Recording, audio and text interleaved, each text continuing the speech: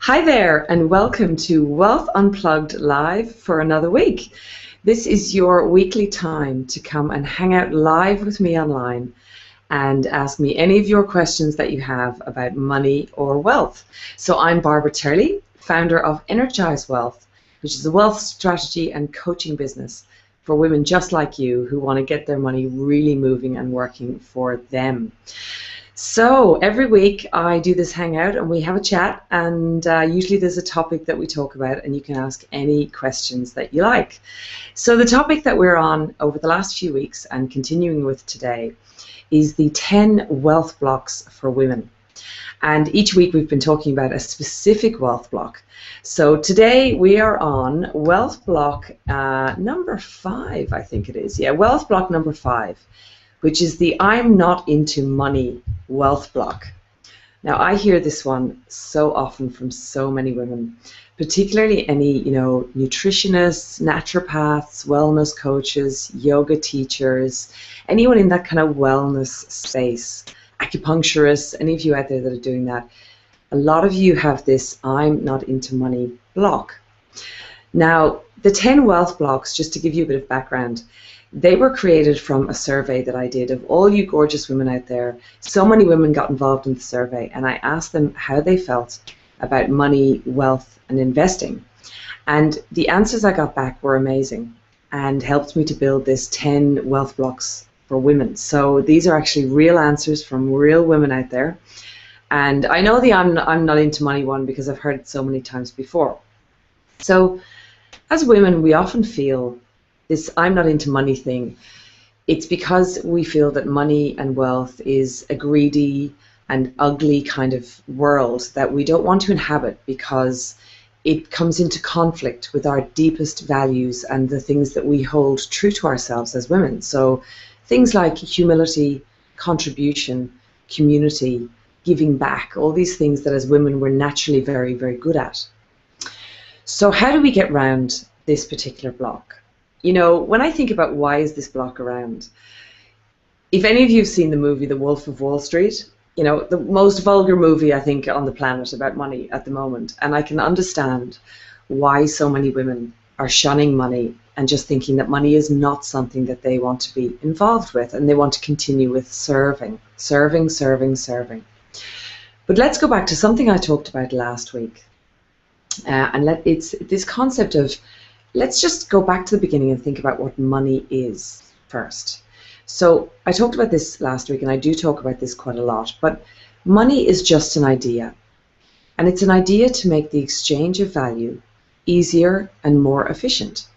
So in the earliest days of human beings, we were using bartering systems where, if I have a cow and you have a field of grain, then I will swap some milk from my cow for some grain from your field, and that would be value is exchanged for value.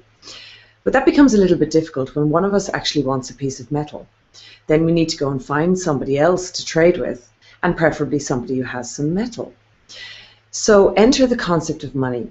So once we decided that we have this thing, this commodity, that we can swap for value, and it has inherent value in it that we agree. So if I now have milk from my cow, I can give the milk to you and you can give me back this thing called money, which was either in the form of shells when it first started out, obviously metals and livestock, it traded like that initially, and then became what we have today, which is paper money, or the ultimate in nothingness but an idea, which is credit.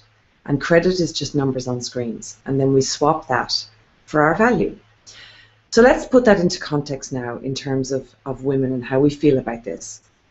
So lots of us women are going out there and we're launching our own businesses. And we're doing this because a lot of us want to give back to society. We want to serve our clients. We want to give. We have this unbelievable urge and desire to help people with what it is that our talents, and we want to bring our talents to the world. Now, if you think about swapping value for value, so you have inherent talent, or you might have a product or a service, doesn't really matter, but it's something that's filling a need in society and you love to give that and you want to have it in the hands of more people. But if you're going to give value out to society, the value exchange involves the giving and the receiving of value. So when you give out your value, in order for the value exchange to be honored, you must receive something in return.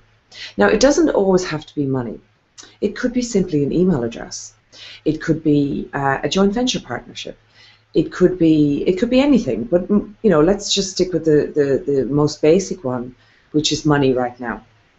So you must receive money in return, or something of value in return, so that the value exchange is honored. So when we think about money in this way, it's purely just you transforming your value into a different type of value called money, which you can then turn into other things that you deem as valuable. So let's go back to the serving thing for a second. In your business, if you're not honoring that value exchange, there's only so much serving that you can do. There's only so many people that you can help. If you transform more of your value into value in the form of money, which is stored value, then think about how many more people you can go out and help if you have more value to give in the form of money. You can launch a foundation. You could head off. A friend of mine right now, actually in a few weeks' time, a friend of mine who is actually a naturopath. She is an amazing naturopath, but she's heading off to Cambodia in a few weeks' time on a community project where she's going to be building schools over there, and she's going there for 3 weeks. So she's giving of her time, and her business is such an amazing business, and it allows her to actually do that and to give back in a massive way. What's even better is she has the ability right now to take her children with her to learn on that journey, keep them in a resort, and bring a childminder with her, pay for her to go as well. And for the time that she's working on the school, which is just 4 hours a day, but the babysitter can take care of her kids, who are, I think they're 5 and 7, and play with them, take them swimming at the resort, and entertain them. And then in the afternoons, she's going to take them out on this cultural experience in Cambodia. And at the same time, her business is continuing to run. So what I would say to you is the I'm not into money thing is actually stopping you from serving in a much greater way in society. As women, we need to understand that money is the greatest tool out there that we can use to push humanity forward. Yes, things like love and contribution and giving of ourselves is amazing. But it's like what you hear on the airplane when we fly anywhere. Put your own oxygen mask on first before you help someone else. Because if you don't, you have less of an ability to help anybody else. So the I'm not into money thing, often it comes from way back actually. It comes from our childhood and our experiences around money early on in life. So we might have heard things like, from our parents for example, we might have heard things like, rich people are greedy, or money doesn't grow on trees, or money is the root of all evil. That's a great one that we've all heard as children. And when we're very young and our conscious mind has not yet fully developed, so I'm talking about before the age of 6 years old, and it's our subconscious mind that is at that point, it's really it's like a sponge, and it's very open to whatever we tell it, and it believes and takes as truth anything that we tell it.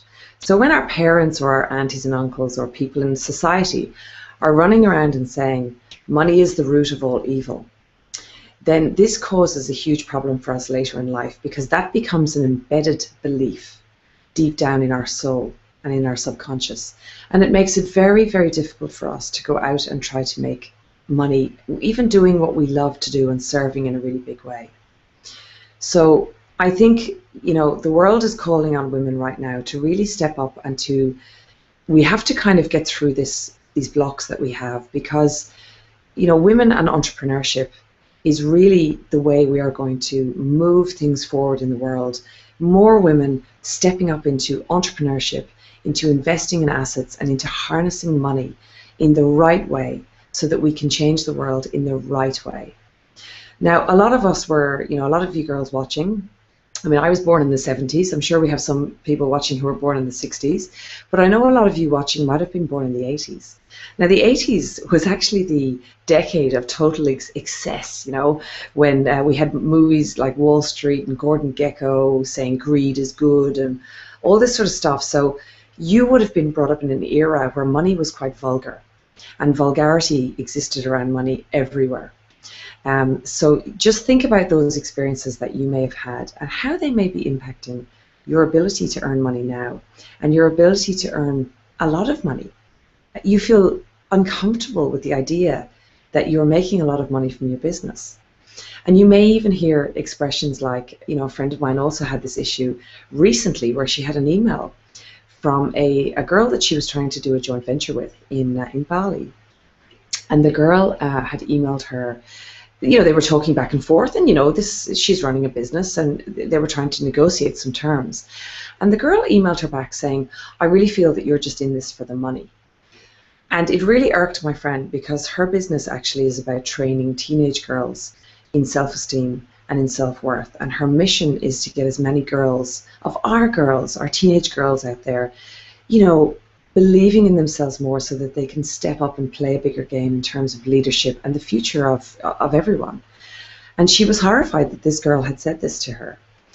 And also that she, you know, was under this impression that it was not okay to be making money while also doing good. Because my friend's view is that the more money she makes, the more girls' lives that she can touch. And she should be negotiating properly because she's in business. And, you know, it's okay that money is an integral part of business, and it's also an integral part of our lives. So the more that you say, I'm not into money, the more you are shunning your own internal inherent value and something that is actually a bit of a survival skill in our lives today. So I really want you to think about this, and the I'm not into money thing is a really big issue out there, particularly for women. And when we see movies like The Wolf of Wall Street coming out, unfortunately it just reinforces it even more. So what I would say is, as women, let's step up and let's get the wealth of the world into the hands of more people like us who really want to use it in the best possible way. Now, does that mean buying yourself beautiful things? Of course it does.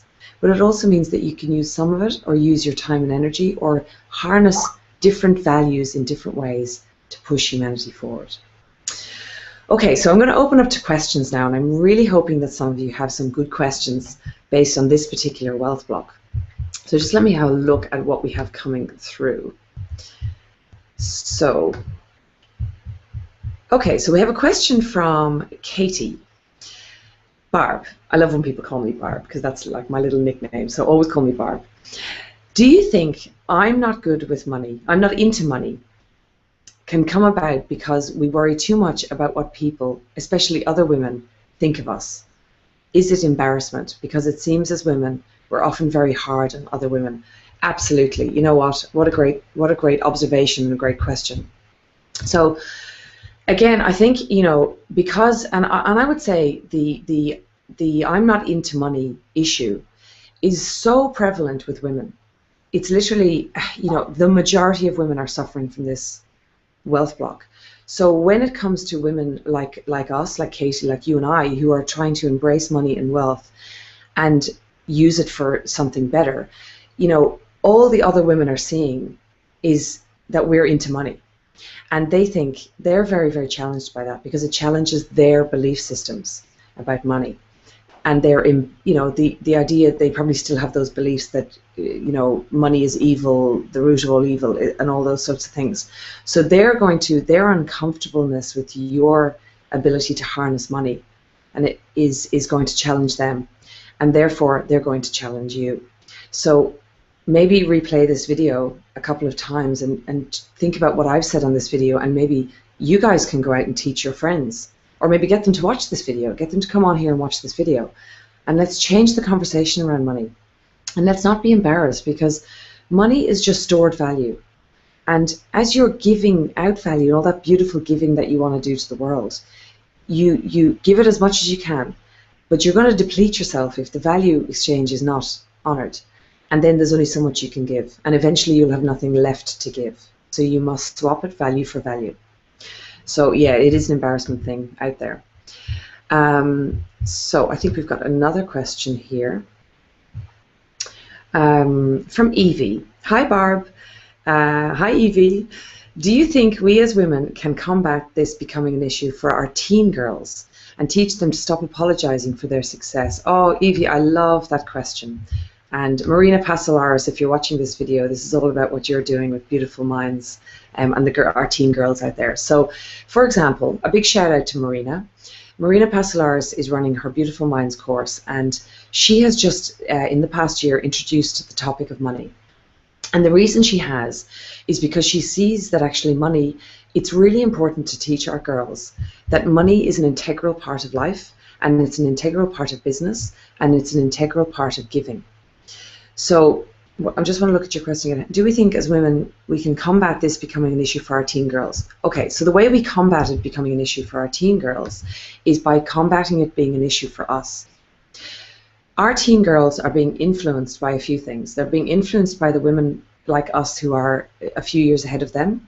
They're being influenced by the media, and they're being influenced by television. Now, unfortunately, what we're seeing on television are things like, I mean, I know the Kardashians are on television and all the teen girls are watching that. Now, let's do a little shout out to the Kardashians in a way, because they are making a lot of money. Now, I'm not sure that they're giving the right message around money, unfortunately, but at least it's a start, because we're showing women out there who are actually creating money by doing whatever it is they are in the world. But unfortunately, in the media, we're not seeing enough women role models making empowering decisions around money. So we want to show our teen girls us making empowering decisions around money, and us having an open conversation about money and changing the conversation from money is evil to money is the most amazing tool that should be respected, and it's the most amazing tool with which to change the world and to harness it in the right way. And I think having those conversations with our teen girls is absolutely vitally important. So, hi Melissa. We have a question from Melissa again. So, hi Barb. How can you still live on your minimalist values and still learn to appreciate money? Okay, that's a really good one. And actually, I asked a question on Facebook last week. And I said, is it possible to be filthy rich and deeply spiritual at the same time? And you should see the answers I got. I mean, it really polarized people, and actually it was a really controversial thing to say, because a lot of people feel that, money is in conflict with spiritual values. What I would say is that if you're, a lot of us are using money, so a lot of the very wealthy, we have these people making millions all over the world, and they're going out and they're spending it on, $5,000 handbags and 5,000 pairs of shoes and, and all this opulence. Now, there's nothing wrong with buying beautiful things. But what I would say is, unfortunately, the message that we're getting in society is that it's all very materialistic. And money is all about materialism. Again, how about we change the conversation and we make money about spirituality? Because to be deeply spiritual, I think, is to actually connect to everybody on this planet and realize, what's my part to play in connecting with more people? And I know for me, for example, I love to meditate. I do yoga. I love to be, I think I'm a reasonably spiritual person. I'm not very deeply spiritual, but I do feel quite spiritual. And for me, part of spirituality is connecting with, the light of consciousness and everybody on this planet. And by drawing everyone together, I feel that if we can harness money to come into this world, we can connect people even more with this consciousness, and all of us coming together and harnessing money as a part of that to push humanity forward. So it's about changing the conversation and inviting money in to be a spiritual part of the conversation. So I hope that really helps. I really hope it helps you to think differently about money. And I'd love you to join in the conversation on Facebook. We're having this conversation week to week on Facebook at the moment. So please do drop over there and drop your questions in, and we can jam on Facebook as well. It doesn't have to be just here on the Hangout. So next week, I'm going to be talking about wealth block number 6. And actually, Evie, this gets to your question. I think it was your one. It's wealth block number 6 is all about embarrassment, shame, and secrecy when it comes to money. So a lot of us feel really embarrassed about money, and we feel a lot of shame and secrecy about our own financial position. So be sure to come back and join me next week for that, and get your questions ready. Invite your girlfriends. I would love if you would share it on Facebook when this is happening. So next week, the day before the Hangout, we'll post on Facebook something that you can share with your friends to invite them along and to sign up for the updates. If you want to be reminded of when the Hangout is on so you don't miss it, sign up at energizewealth.com/live. So that's Energize Wealth with an S, Energize, ENERGISE, wealth.com/live, and we'll put you on the list for the reminders. So until then, don't be shy on Facebook and don't be shy in the Google Hangouts, and I will see you next week. Thanks.